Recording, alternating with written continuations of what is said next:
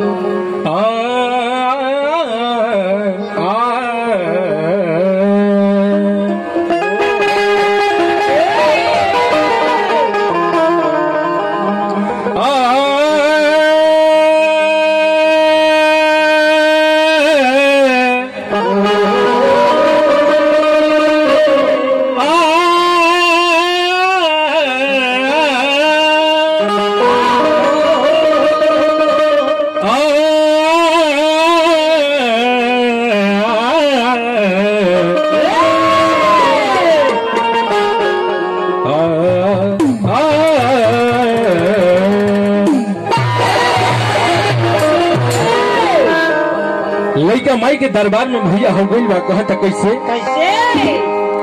हर की सुर नहीं सुर ताल है मैया, हर की सुर नहीं सुर ताल है मैया, हर कैसे तेरा गुन गाऊं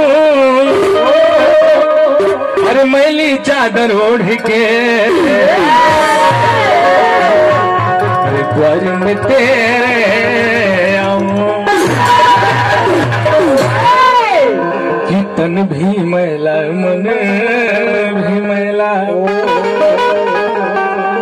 कि तन भी मैला मन भी मैला, हर दाग को कैसे छुड़ाऊं एक भिखारी बन के पुजारी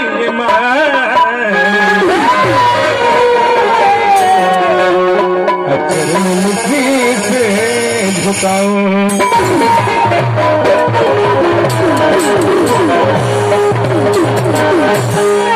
कि जय गणेश मंगल करना विघ्न हरो गणराज एक दंत करिवार बदना किसी धकरो मोह का गुरु ब्रह्मा गुरु विष्णु गुरु देव महेश्वरा ओम गुरु साक्षात पर ब्रह्मा तस्मै श्री गुरुवे नमः। अरे की महतारी महान जहान कहे हम महतारी बिना दुख के हरवैया गुरु तुलसीदास कबीर कहे कह गई कालिदास कन्हैया ए भैया कि वेद पुराण बखान कहे सुर ताल मिलल कहे लोग गवैया मई बीड़ा बलिया जा बीच सभा में बैगनिया इलाज के बजा जा लइका माई सरदा मैया के दरबार में गोइल बा कहता कैसे भाव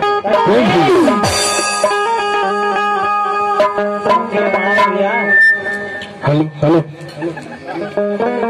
अरे कियाई के बजाई जैतू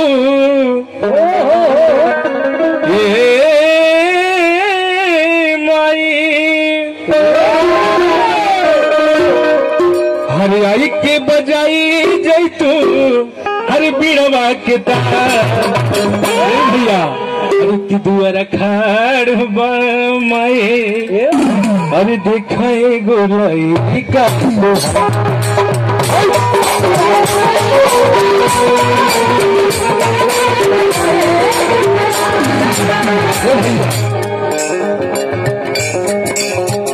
आई के बजाई जैतू आई के बजाई जैतू बिड़वा के देखे गो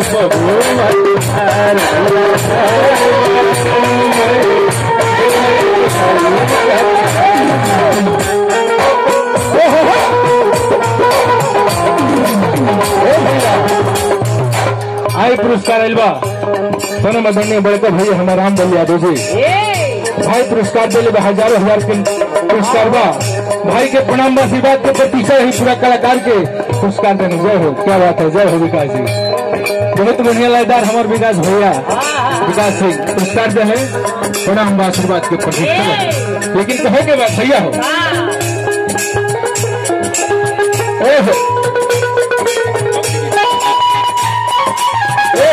क्या बात है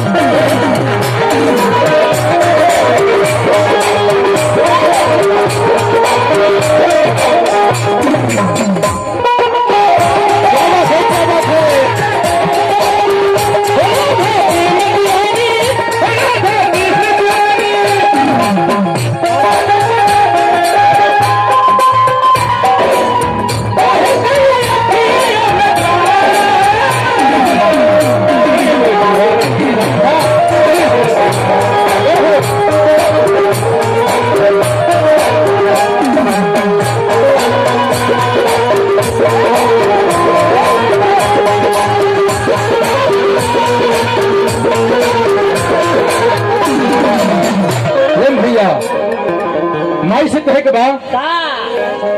हे माँ हम सब तेरे ही संतान है हे माँ हम सब तेरे ही संतान है कोई झांसी के राजा तो कोई महाराणा प्रताप है लेकिन भाव बा कैसे कहे के बाद आई पुरस्कार इलवा वार्ड नंबर 1 जिला पंचायत के सदस्य परम आदरणीय सत्येंद्र यादव जी भैया पुरस्कार देनी हजार हजार भैया के प्रणाम बा पलगी आशीर्वाद के प्रतीक्षा रही कहे अरे की पढ़नी न लिखनी न चल जानी डहरे हम गवार बाकी बेटा होई तहरे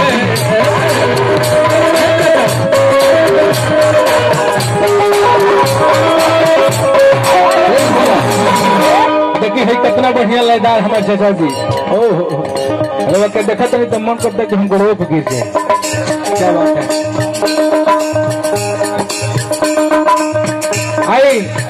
परम आदरणीय हमारे करिया भैया प्रधान पद की प्रत्याशी हजारों हजार भैया पुरस्कार देनी अमल से भैया के प्रणाम करते नहीं कि भैया के टीका लगे आई हमारे चाचा जी पुरस्कार देनी कर लगेगा के बाद हर पढ़नी न लिखनी न चल जाए डबरे बानी हम गवार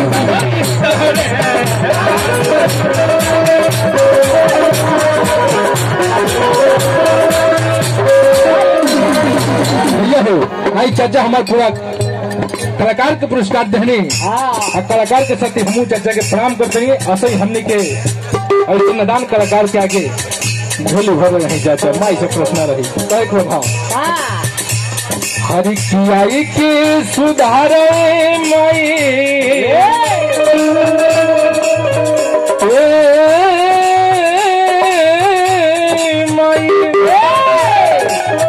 आई के सुधार तनी बिरवा के तार पूरा खड़बा देखई गोलाई हतो देखो बाल पूरा खड़बा माई देखई गोलाई हतो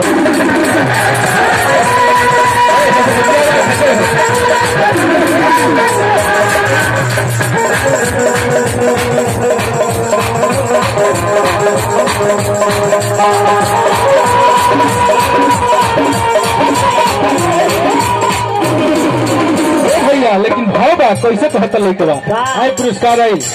हमारे बीडीसी के प्रत्याशी संजीत यादव बाबू की तरफ से बहुत बहुत पुरस्कार बा माई से प्रश्न है कि बाबू हमारे बीडीसी के टीका लागो पूरा कलाकार के बाबू पुरस्कार दे ले भैया हो लेकिन एक कहता अरे किया जो कहती है मैया अरे किया सुंदर स्पर्धा हाँ बन रहे अरे की गीत संगीत हमारा हरे रग रग में भरदा हरे किया जो करती है मैया ऐसा सुंदर स्वर्गा संगीत हमारा रग रग में भरदा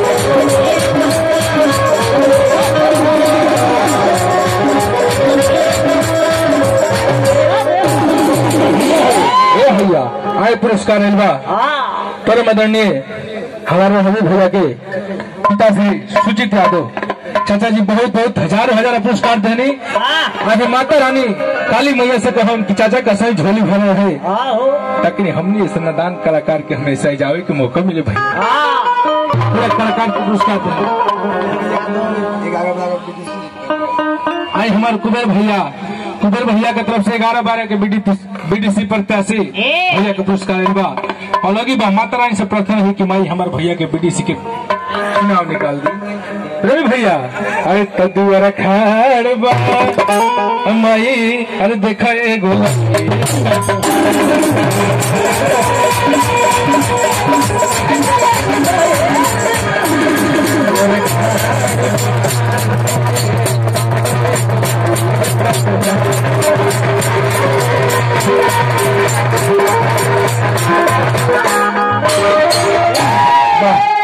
भाई कुछ ऐसा आदमी भी आयल बा जेकरा के हम नाम बोले में बोल नहीं पावत हमारे वीरेंद्र डॉक्टर जी भी आयल बनी वहाँ की तरफ से पुरस्कार आयल बा प्रणाम बा मंच से और माई से प्रार्थना रही कि डॉक्टर साहब के भी पूरा डॉक्टरी में 4 चांद लागो और कौनो ऐसा मरीज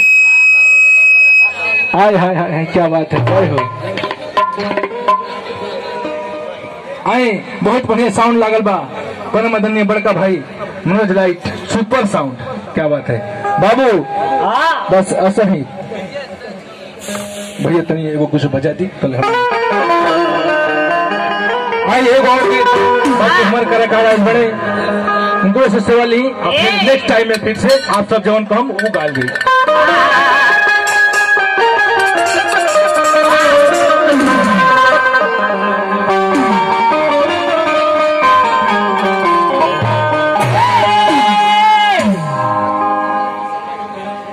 लड़का माई के दरबार में गुरु भैया हुआ कहता कैसे अरे की काठी बिना सीताल हो मैया के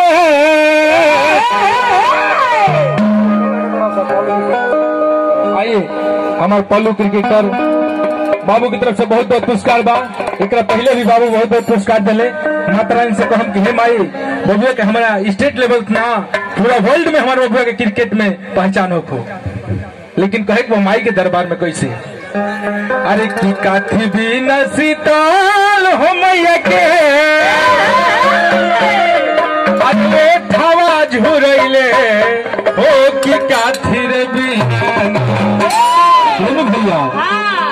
अब भैरव बाबा भैले माता वाला हो कि काथिर बिना बड़का भैया महावीर यादव जी पुरस्कार दे रहे पूरा टीम के पुरस्कार दे रहे भाई। माई से प्रश्न रही कि हर साल हमने कैसे भाई के हाथ रह के हमने के जाए के मौका मिला, लेकिन चलते चलते कहे के बाद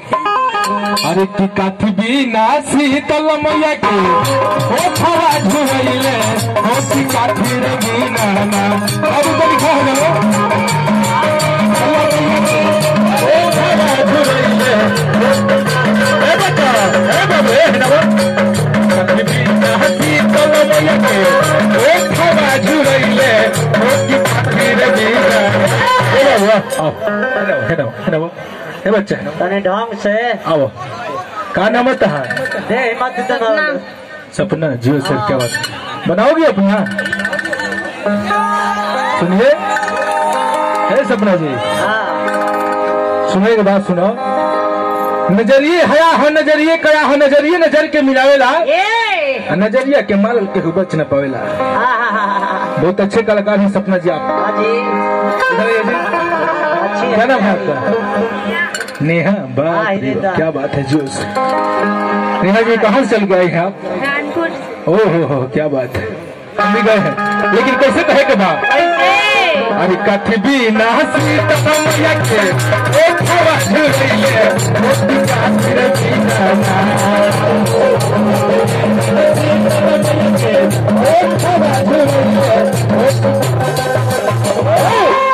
भैरव बाबा भैले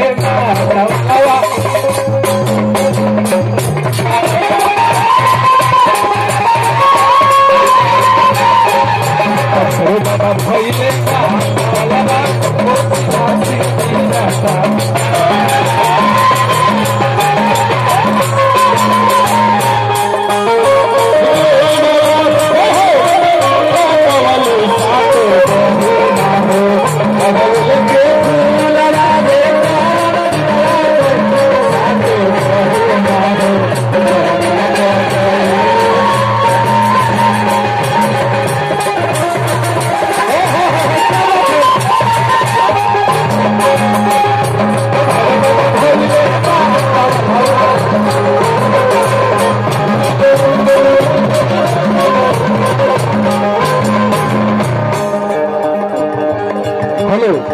देखिए पुरस्कार वार्ड नंबर 1 के जिला पंचायत के पद प्रत्याशी हमारे डॉक्टर वीरेंद्र यादव जी हजार हजार पुरस्कार देने डॉक्टर साहब के मन से ही प्रणाम बा। हमारा तरह से प्रार्थना रही कि डॉक्टर साहब के जिला पंचायत में टीका लगो, लेकिन कहे के बा हरे पान बिना शीतल हो मैया के हवा झुरैले हो पिटानी थ बिना ना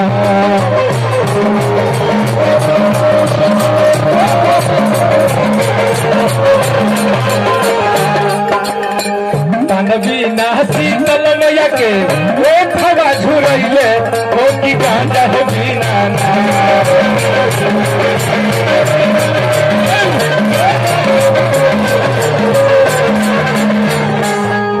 आए हैं पुरस्कार डॉक्टर रविंद्र यादव जी बहुत बड़ी हुआ के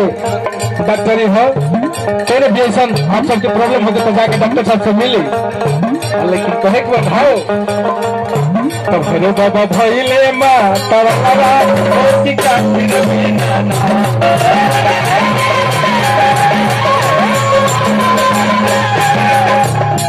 काथी बिना शीतल मैया के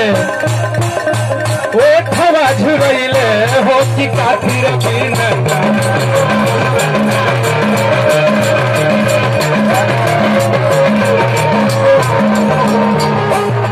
बाबा भैले हो कि काथी